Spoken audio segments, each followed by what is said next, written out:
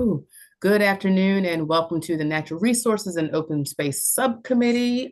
We will be going over about five bills and discussing a couple of those bills within our list here. HB 342, HB 404, HB 255, HB 254, and HB 247, the last two departmental bills we will be discussing.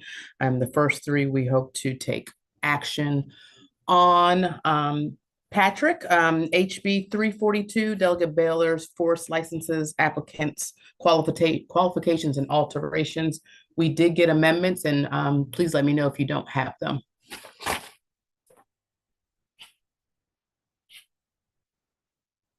Does everyone have the amendments? Okay. Patrick, you ready? Patrick, you're on mute.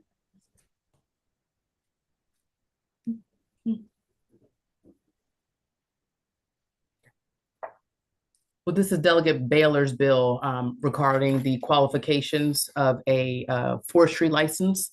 The bill specifically talked about a and provision, and so it was either you were approved by the board and by an accredited organization. They specifically mentioned the Society of American Foresters or an equivalent. I think there was a intent to strengthen the educational component standards while certainly keeping with the national the national requirements for accreditation. And so I believe the sponsor sent amendments that begin on page 1. Okay.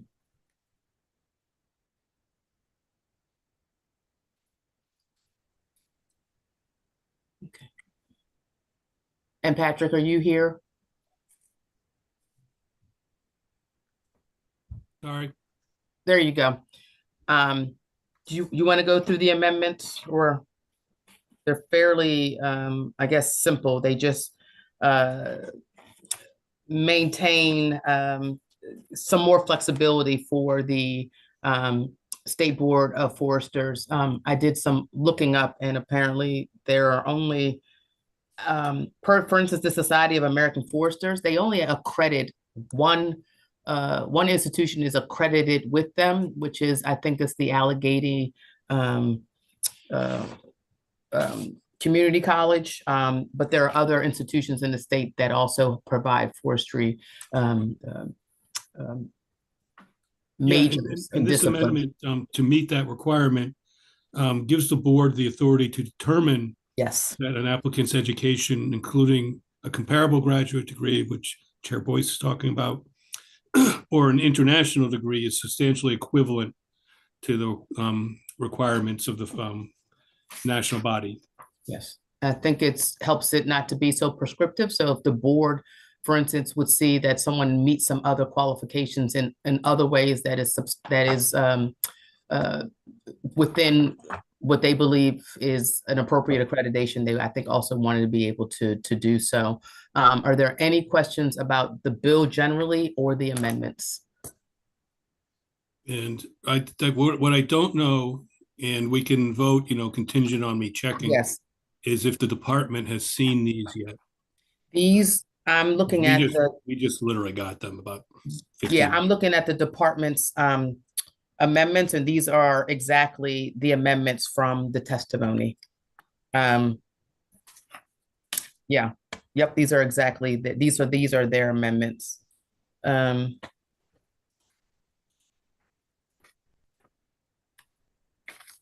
just saying to make sure. No, I'm looking at it now. I think you're right, though. I do think you're right. I'm double checking.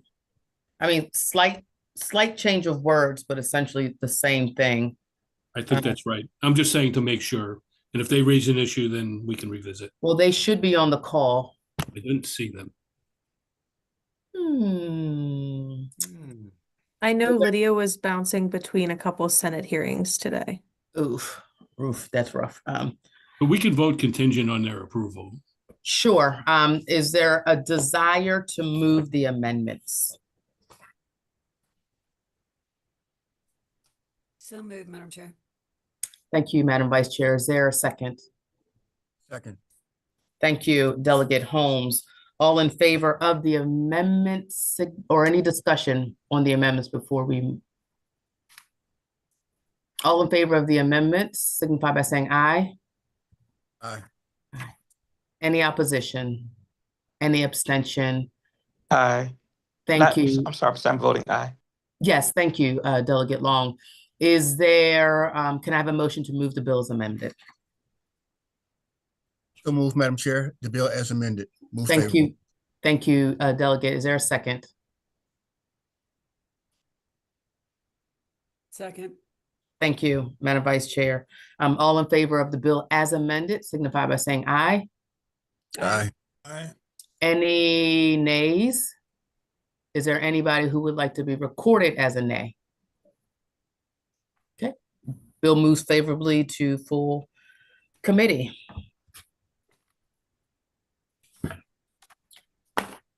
Okay, the second bill is HB 404.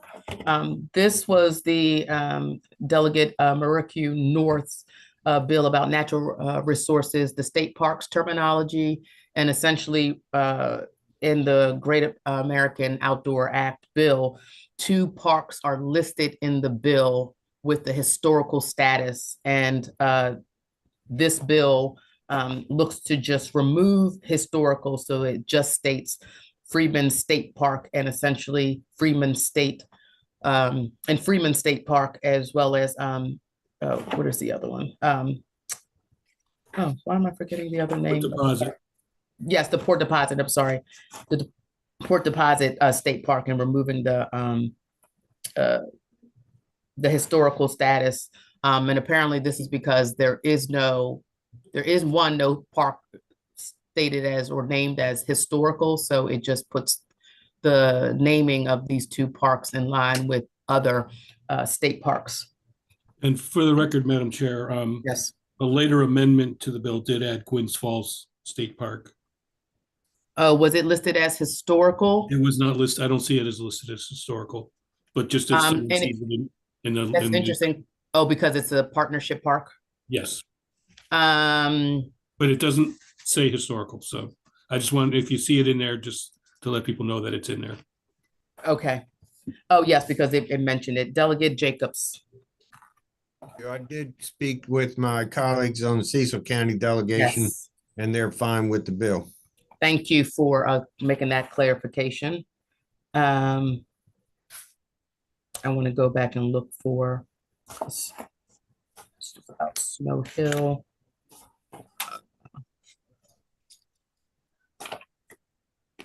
Okay. Yeah, I'm sure. Yes. Well, there's another bill. I think this session we'll probably hear soon about Gwynn Falls wanting to essentially establish itself as a partnership park. I guess we'll just make sure that it doesn't say historical. With that, are there any other questions about this bill? Any discussion, any concerns? Is there a desire to move the bill?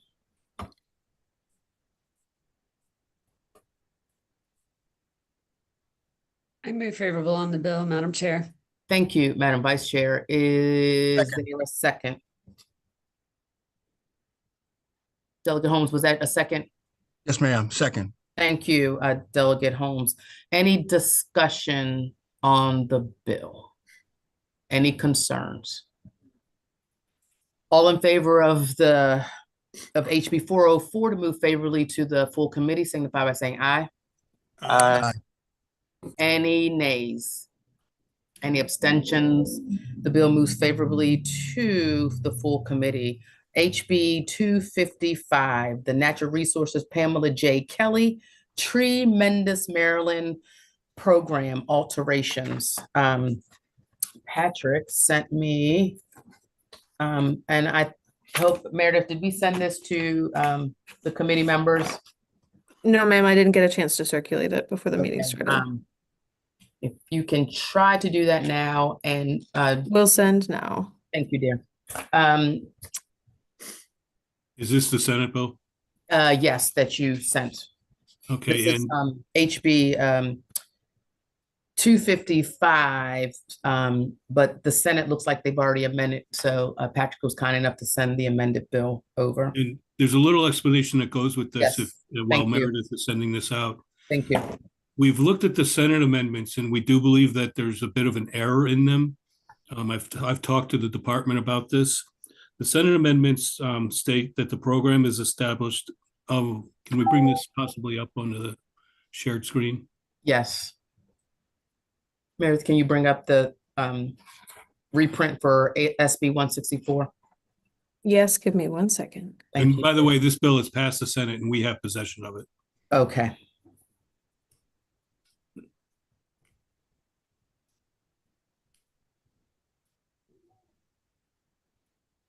Sorry, folks, give me 1 second. Technical difficulties. No, take your time. Thank you so much.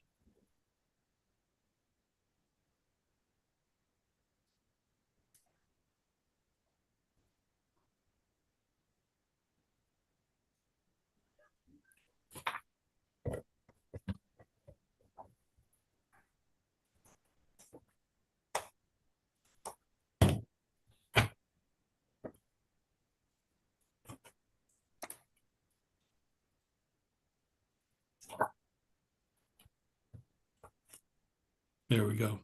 There we Moving go. on to page 2, Meredith. Thank There we you. go.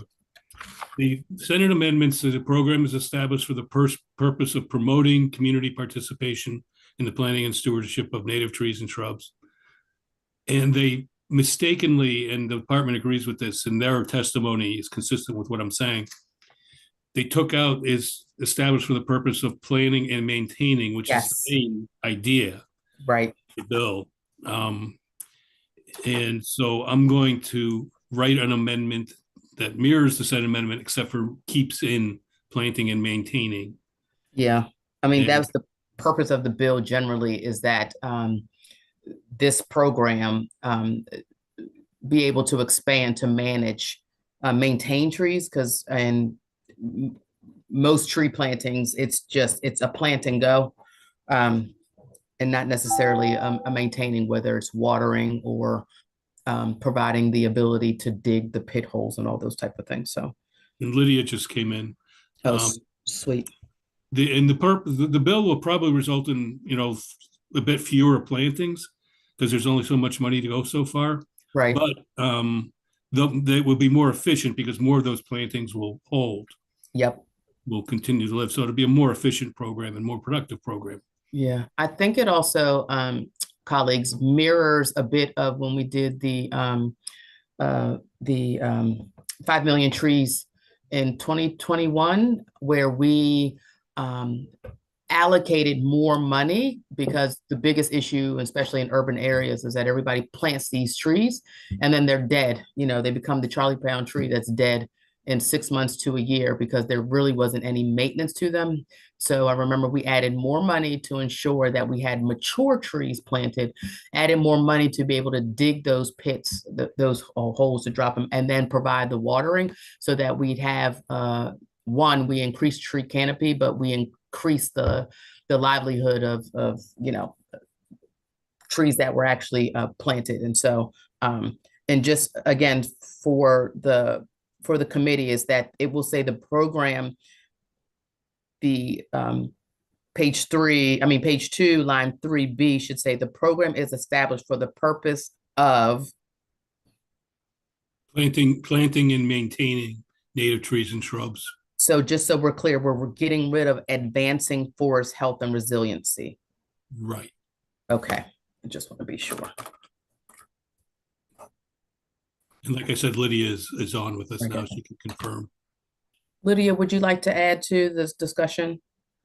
No, Patrick covered it, but yes, that is true. And just for everyone's awareness, I don't know if the secretary mentioned this during our the hearing, but this was actually something that came up with the Sierra Club, and they just wanted to make sure that it was really clear that these funds were for community programs. So that's where this came from, but we would very much like to keep the word maintaining.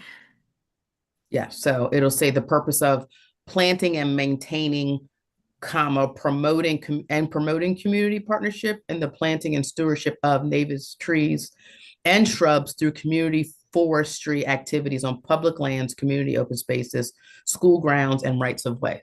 Correct. Okay. Colleagues, any discussion about this change?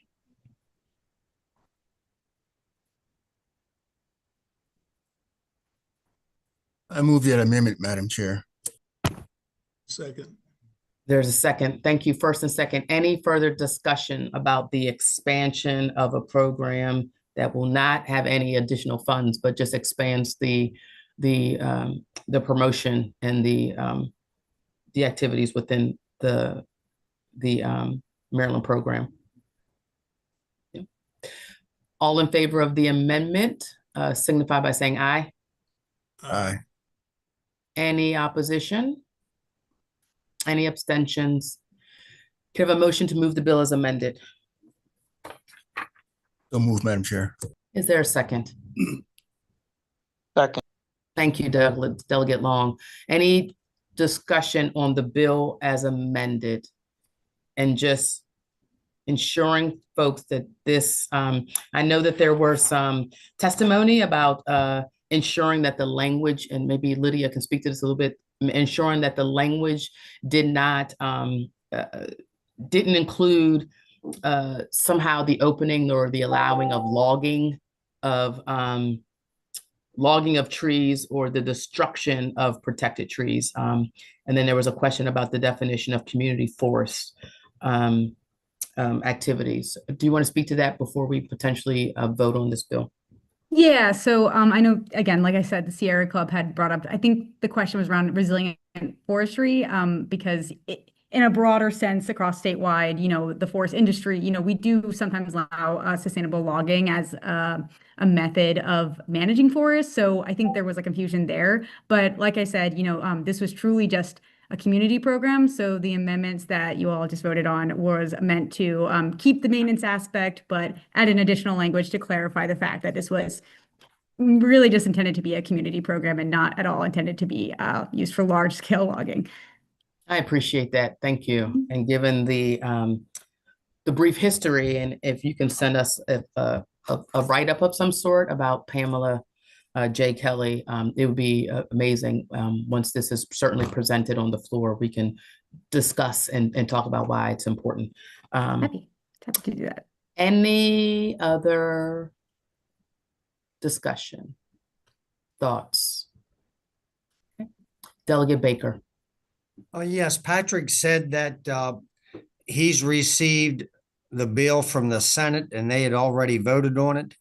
That is true. Is he at liberty to tell us how the votes went over there? I can look it up real quick if you'd like. Yeah, you can do I that. can't look the bill I up. believe it was unanimous. Unanimous. Okay. Okay. Thank you. Thank you. Does that make you comfortable about voting for this bill? There any other discussions about the bill? All in favor of HB 255 as amended, signify by saying aye. Aye. Aye. Any nays? Any abstentions? The bill moves favorably to the full committee. The last two bills we will discuss. Patrick, do you want to go do 247 and then we can have Kristen do 254? Well, I think 247 is not quite ready. Oh, that's the one that wasn't ready. I'm sorry. Not ready. We're not discussing this one. It's not ready. Then let's go to 254. Thank you, Patrick. All right, thank you. Do you want me to get started on that? Yes, ma'am. Okay, so we have House Bill 254, which is also a departmental bill.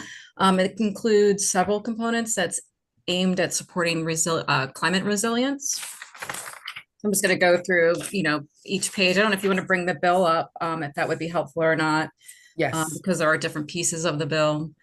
I'm going to be starting on page 2 at the bottom, Okay. and then going to page 3 Okay. pretty quickly after. So this is including new provisions in the natural resources article that's aimed to increase community participation in state project planning and development. And that includes language that's meant to clarify DNR's ability to contract with organizations to provide financial compensation to community members for their participation in project planning and development. Meredith, I'm sorry. Can you bring up the bill, please? Yes, ma'am, I'm trying. I'm having some technical difficulties Okay, today. sorry. Thank Sorry. you. I'm sorry. Go ahead. There we go. Starting on page 2, you said, Kristen? Bottom of page 2 and on to page 3. So that was the new section 1-408. And then the next piece is on page 3, starting in line 16, which is codifying and making permanent the department's resilience through restoration initiative.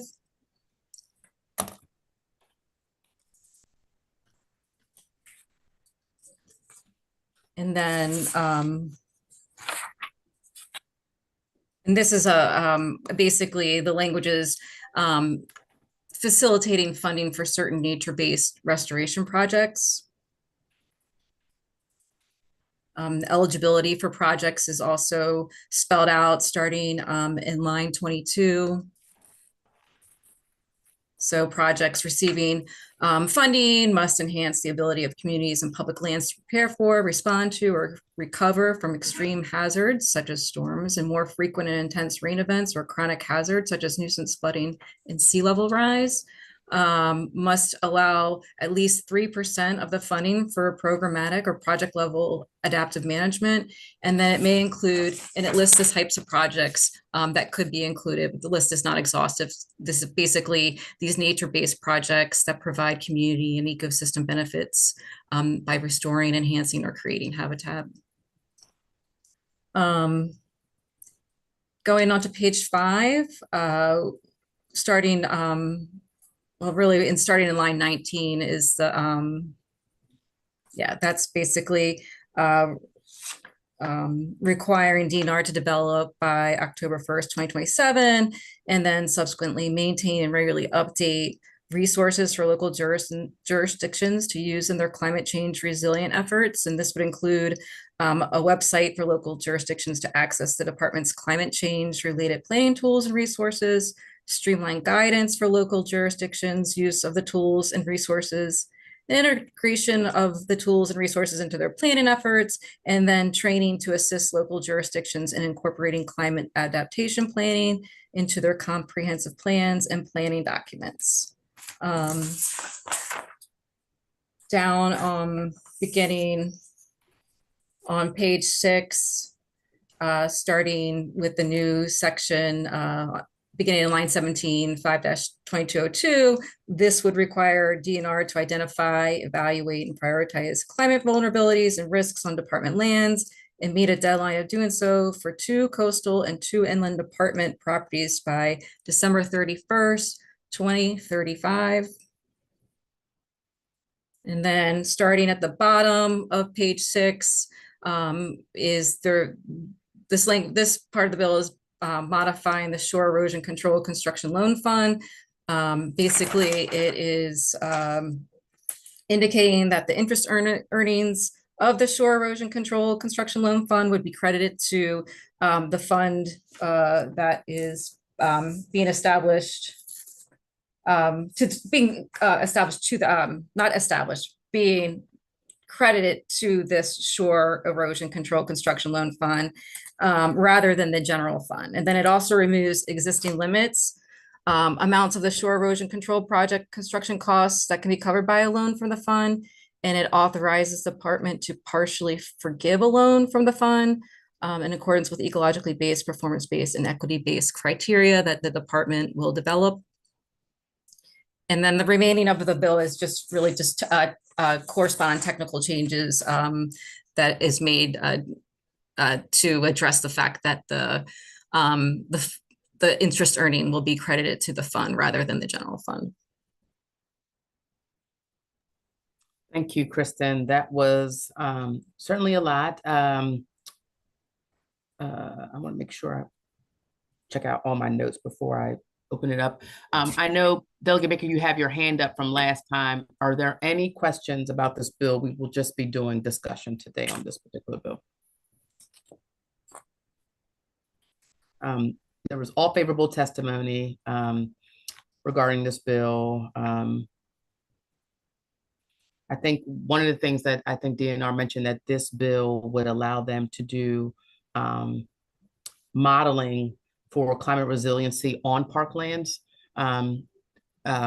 So, you know, they, I think they're looking forward to doing this. That I have. Lydia, did you want to add anything? No, I thank you, Chris. She did a great job. Yes. I'm happy to answer questions. Delegate Baker, can you put your hand down, please, if you don't have no questions?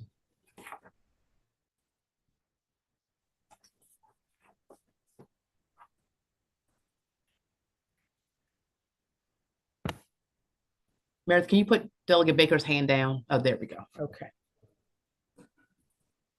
There any questions about this particular bill? Any concerns? A lot of notes on this. And I think if I read correctly that this was a recommendation made in the 2024 annual report of the Maryland Commission on Climate Change, that the states seek to increase the level of community-led participatory engagement in adaptation and resiliency projects. Yes, Lydia? so the ARWG, that work group within the broader commission, actually recommended the community participation part, and that's just because, you know, like the senator or the secretary said during the bill hearing, we truly believe that community buy-in can help strengthen projects. So we're hoping that we can do a better job of communicating at the local level to kind of help educate and also just increase engagement. Any other questions? Any concerns about the interest-free loans? I think sometimes I think that the idea that it requires a contribution that most people don't have in such bulk up front. So this is going to help not only pay for projects, but I would argue see projects to completion without any funding gaps.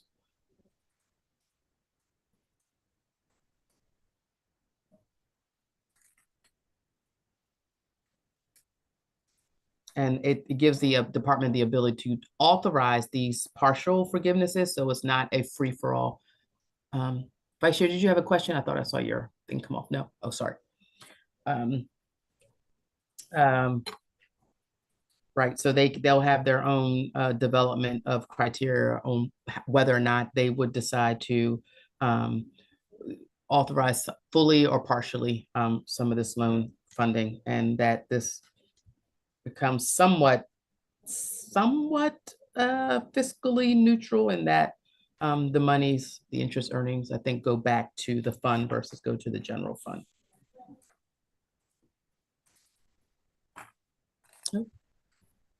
No thoughts, no questions, no concerns. Okay.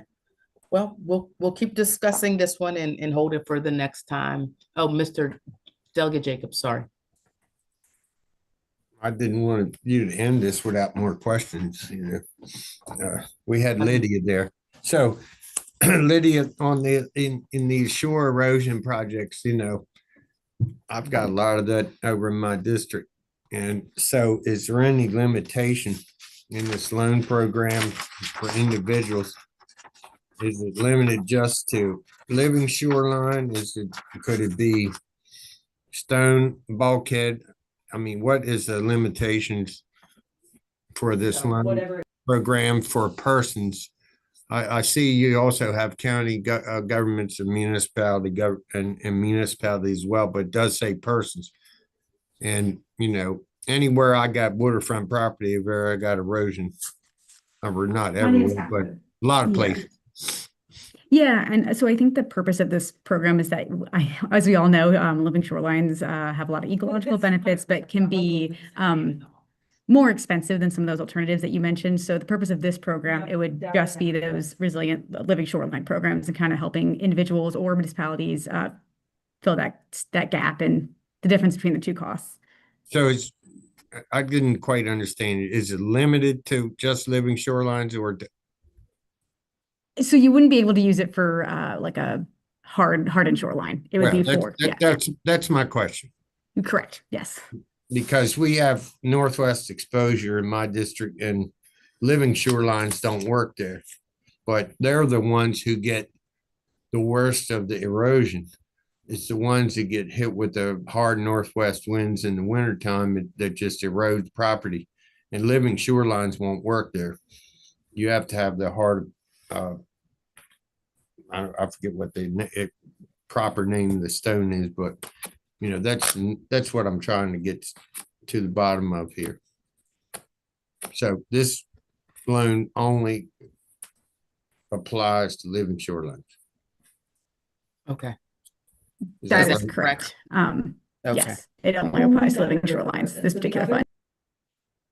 All right, thank you. And I see Delegate Jacobs has an issue with that. You have an issue with that. Do we know from DNR's perspective, how many people have applied generally for this loan that have the kind of hardened shoreline that would need support given erosion versus those looking to do living shoreline? I think it's been a question. I visited Delegate Morgan this summer in St. Mary's County, and some of that issue did come up about needing supports given erosion, but a belief that living shorelines doesn't work everywhere given the body of water, given the way the water moves, so on and so forth. So is that something you can answer? Yeah, and I am far an expert. I will let my department, who is filled with experts, answer this in more detail if that's helpful. But I think in general, you know, it's not so much that a living shorelines become more and more expensive depending on the ecosystem that you're within. So, you know, I'm not saying that there aren't. I'd have to check with my department, who are again experts on this. But I think the idea is that, like, you know, it tends to just be it gets more and more expensive depending on the ecosystem that you're looking to build a living shoreline. So I don't have exact numbers on, I don't think anyone who's reached out to us for this program, given the name of the program, has looked to use the money for a hardened shoreline. But I do know the fact that we had several people reach out to the department this past year who wanted to take advantage of this program and weren't able to because of the upfront costs that it would take. So, but you don't know whether what this okay.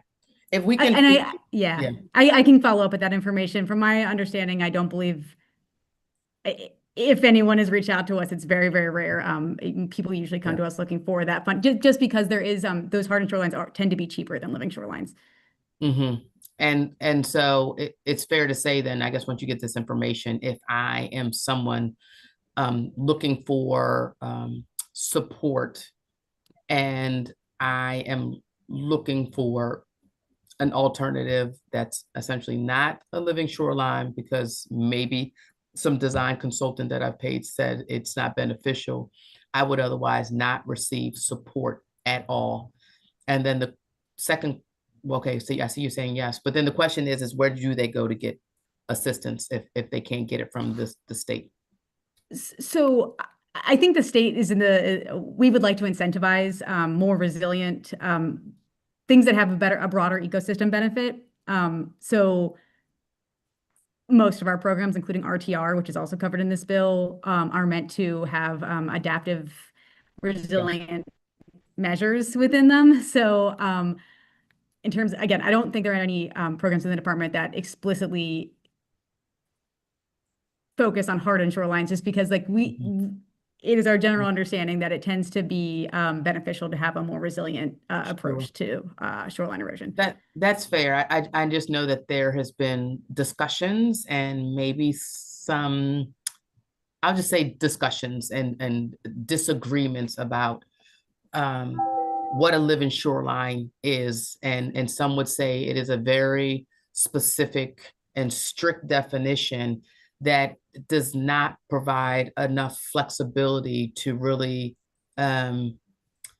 address every shoreline, because every shoreline is not necessarily the same, although we are in some respects, and I'm just talking about how this has been explained to me. I'm not saying I agree or disagree one way or other, that there is one solution for kind of shore erosion, and it's this definition by this way. And then when, I guess in some cases, when it has been done in that way, they don't seem to last. And so the question is how long do they last? Is one fix supposed to be for every shore? Is it supposed to be modified to create the, I guess, ecological goals that you're looking for? But if it doesn't fit that particular shoreline, because we're to the argument, it's a one size fits all. It sounds like then someone would have to go back and do it again in, I don't know, 10 years or 20 years or whatever it is. So be interesting just to know a little bit more so we can walk through it. And I know there is no opposition, but I hear the questions. Yeah, and I will say, every living shoreline is different, and when they're done correctly, you Yes. hopefully shouldn't have to go back and redo them. But heard, and I'm happy to follow up with additional information as needed. Yeah, and I will say the RTR, one of the changes that we made to the restoration resilience through restoration program is that we did include that 3% adaptive management. To your point, if something in the original project plan needs to be addressed, we did want to have a part. Uh-oh. Am I breaking up or is it you? No. You're gone. Can you hear me? Hello? She's Am I gone. back? You're gone. Okay. Can you guys You're hear me going now? in and out. I'm gonna Yes. turn off my camera. Okay. Well, So I'm happy we'll- to follow up. All that to say, yes. Oh, good. That'll be helpful if you can make sure we get it, but make sure Delegate Jacobs gets it first, and then we can make sure we all get it.